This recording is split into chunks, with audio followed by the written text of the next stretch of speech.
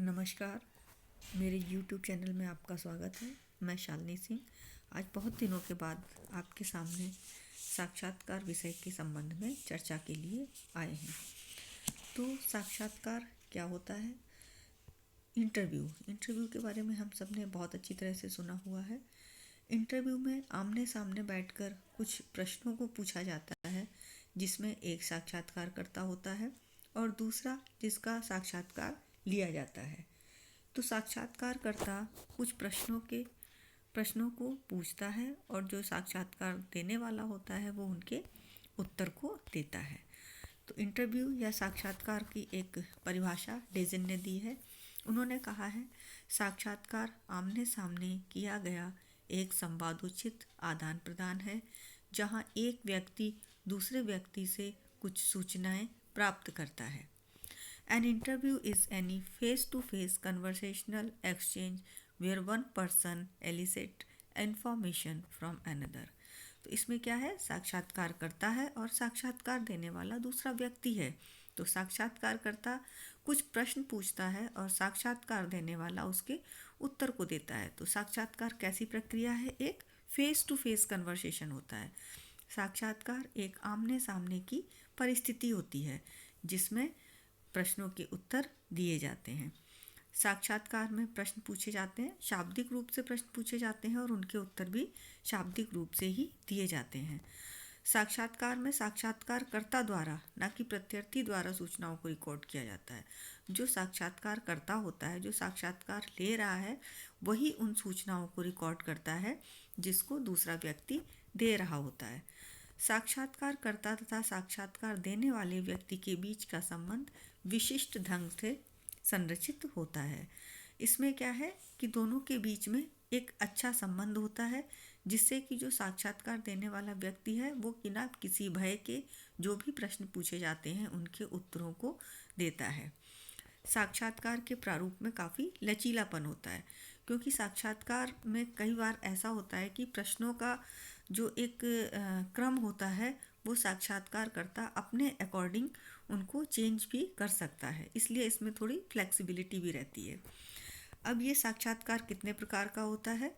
तो साक्षात्कार कई प्रकार का होता है, जिनमें कि सबसे पहले आता है नैदानिक साक्षात्कार, शोध साक्षात्कार, निदानात्मक साक्षात्कार और चयनात्मक साक्षात्कार, केंद्रित साक्षात्कार।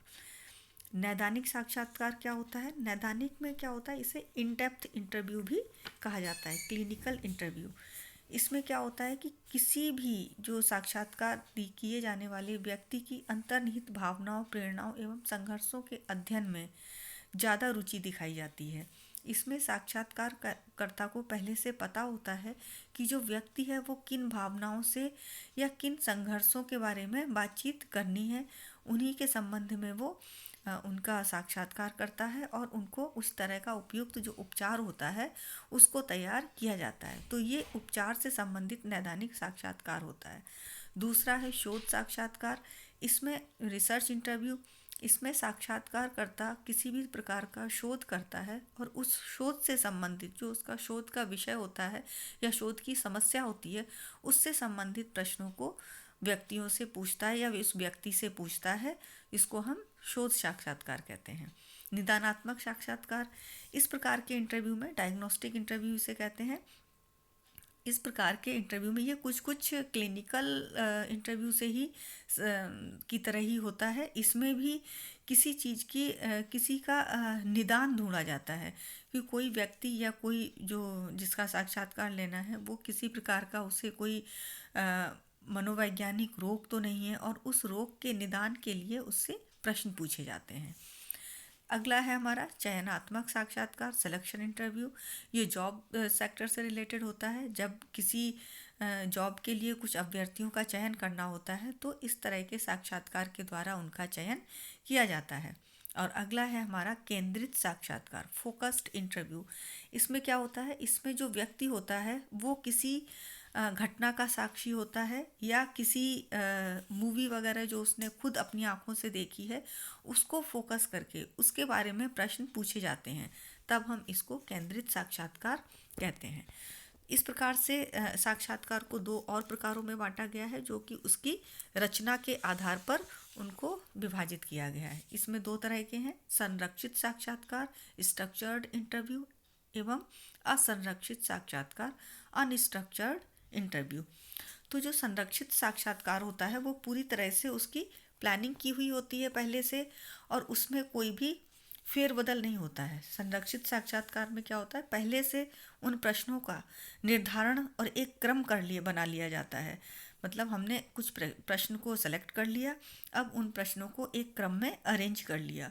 अब इसके बाद जब साक्षात्कार की लिया जाता है या साक्षात्कारकर्ता प्रश्न पूछता है, तो उन प्रश्नों को वो उन्हीं क्रम में उस व्यक्ति से पूछता है। इसे और नामों से भी जानते हैं, इसे औपचारिक साक्षात्कार भी कहते हैं, फॉर्मल इंटरव्यू, या इसको पैटर्न्ड इंटरव्यू भी कहा जाता है। इस प्रकार के जो साक्षात्कार होते हैं उसमें बिल्कुल स्ट्रक्चर्ड होता है, और इसमें कई बार अनुसूची का प्रयोग भी किया जाता है।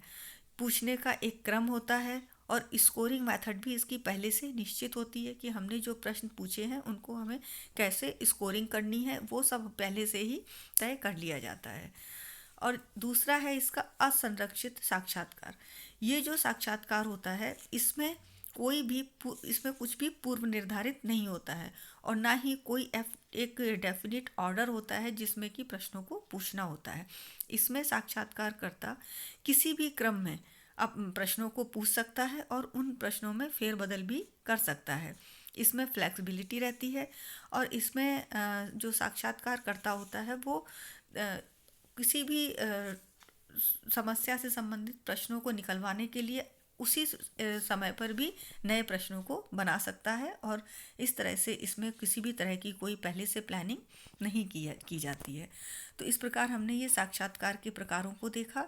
अब हम देखते हैं इसको प्रभावित करने वाले कारक कौन कौन से फैक्टर्स हैं जो इंटरव्यू के यूज़ पे इफ़ेक्ट डालते हैं। तो सबसे पहला जो फैक्टर है वो है साक्षात्कारकर्ता के गुण, क्वालिटीज़ ऑफ इंटरव्यूअर।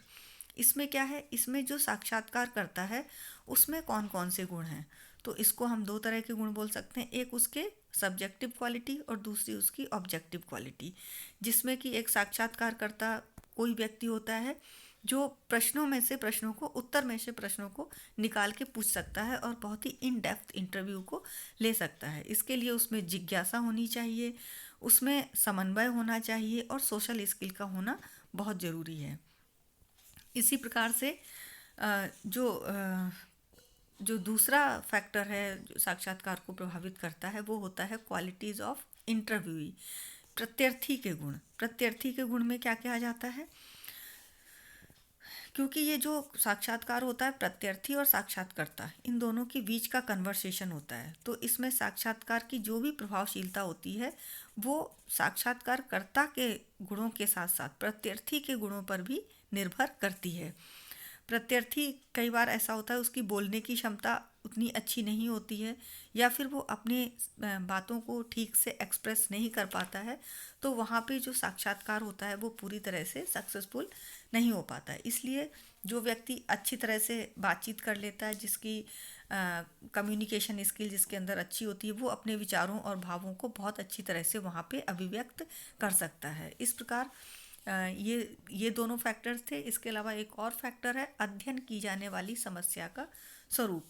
कई बार ऐसा होता है कि जो साक्षात्कार की समस्या होती है वो कुछ गोपनीय समस्या होती है, तो इस तरह की जो कॉन्फिडेंशियल या प्राइवेट बातें होती हैं उनको जो प्रत्यर्थी है वो ओपनली साक्षात्कारकर्ता को नहीं बता पाता है, तो इससे भी जो साक्षात्कार का यूज़ है वो प्रभावित हो जाता है। अब हम साक्षात्कार के लाभ और सीमाओं के बारे में देख लेते हैं। तो सबसे पहला जो इसका लाभ है, इसमें समय कम लगता है।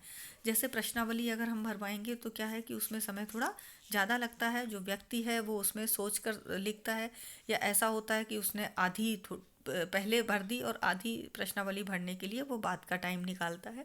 तो साक्षात्कार में ऐसा नहीं है, ये इसमें समय कम लगता है क्योंकि साक्षात्कारकर्ता सामने होता है, वो प्रत्यर्थी से जो चाहे उस तरह के प्रश्नों को वो पूछ सकता है। दूसरा इसमें लचीलापन होता है।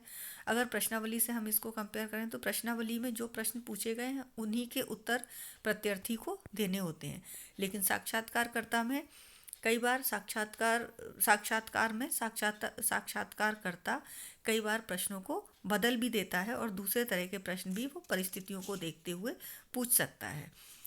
तीसरा इसका जो लाभ है वो है कि साक्षात्कारकर्ता का परिस्थितियों पर नियंत्रण रहता है। साक्षात्कारकर्ता अपना पूरी तरह से उस जो सिचुएशन होती है प्रत्यर्थी के साथ में जो उसका कन्वर्सेशन चलता है उस पर एक अच्छा साक्षात्कारकर्ता पूरी तरह से नियंत्रण रख सकता है और वह उचित प्रश्न पूछ सकता है और प्रत्यर्थी से उसका सही सही उत्तर प्राप्त कर सकता है।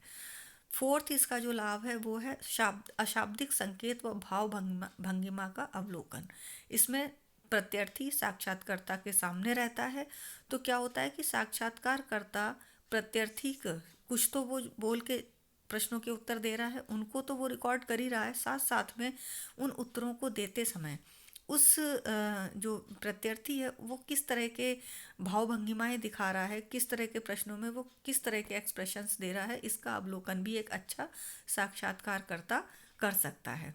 और जो इसका लास्ट फिफ्थ लाभ है वो ये है कि शिक्षित और अशिक्षित दोनों का लिया जा सकता है। इसमें किसी तरह का कोई रिटर्न वर्क प्रत्यर्थी से नहीं करवाना है।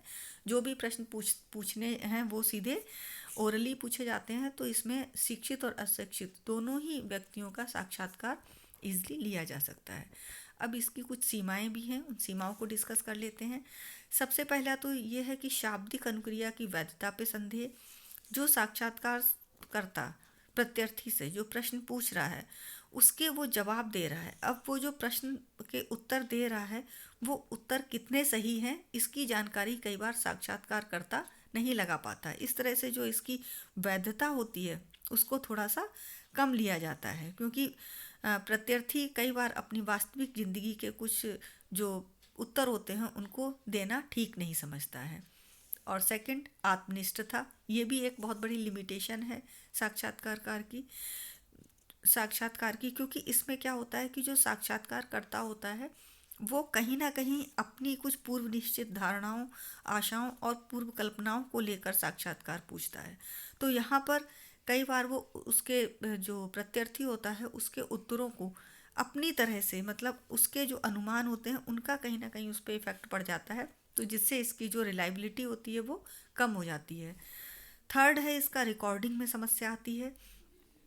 साक्षात्कार करते समय जो साक्षात्कार करता होता है वो जब इंटरव्यू ले रहा है तो कई बार अगर उसके उत्तरों को वो खुद नोट करने लगता है तो क्या होता है कि प्रत्यर्थी उस समय थोड़ा सा उसका जो माइंड होता है वो थोड़ा डाइवर्ट हो सकता है, या कई बार साक्षात्कारकर्ता के सामने उसको रिकॉर्ड करने में प्रॉब्लम आती है, वो उस समय नहीं लिख पाता है और बाद में हो सकता है कि वो कुछ प्रश्नों के उत्तर जो कि उसने बताए हों वो ध्यान ना रहें, तो इसलिए इसकी रिकॉर्डिंग की भी एक समस्या रहती है। और जो फोर्थ है इसका अर्थपूर्ण निष्कर्ष पर पहुंचना कठिन होता है, क्योंकि जब रिकॉर्डिंग ठीक से नहीं हो पाई, जो साक्षात्कारकर्ता ने प्रत्यर्थी से प्रश्न पूछते पूछते जो साक्षात्कार करता है काफ़ी मतलब थक गया एक टाइम के बाद और उसके रिस्पांस को ठीक से रिकॉर्ड नहीं कर पाया, तो ऐसे स्थिति में फिर जो अर्थपूर्ण निष्कर्ष निकलने होते हैं वो मुश्किल हो जाते हैं। और लास्ट है इसका साक्षात्कार संदर्भ में असमानता। जो इंटरव्यू कॉन्टेस्ट होता है वो भी एक समान नहीं रहता है। जैसे स्टार्टिंग में साक्षात्कारकर्ता काफ़ी अच्छे से प्रश्न पूछ रहा था, धीरे धीरे क्या है बहुत ही मतलब उससे एक अच्छी रैपो बना के तब उससे प्रश्न पूछ रहा था, लेकिन धीरे धीरे प्रश्न पूछते पूछते जो उसका जो माहौल है वो थोड़ा सा सख्त हो गया और वहाँ पे जाके जब उसके जो उत्तर हैं वो उस तरह से सही नहीं मिल पाते हैं। तो इस तरह से जो ये कॉन्टेक्स्ट होता है इंटरव्यू का वो भी चेंज हो सकता है, वो एक जैसा नहीं रहता है और इसमें अंतर आ जाते हैं। इस प्रकार जो साक्षात्कार है वो कैसा होता है, वो कांस्टेंट नहीं रह पाता है और नम्र माहौल में शुरू किया गया साक्षात्कार एक सख्त माहौल में ख़त्म होता है। इसका भी इफ़ेक्ट साक्षात्कार पे पड़ता है जो कि इसकी लिमिटेशन में आता है।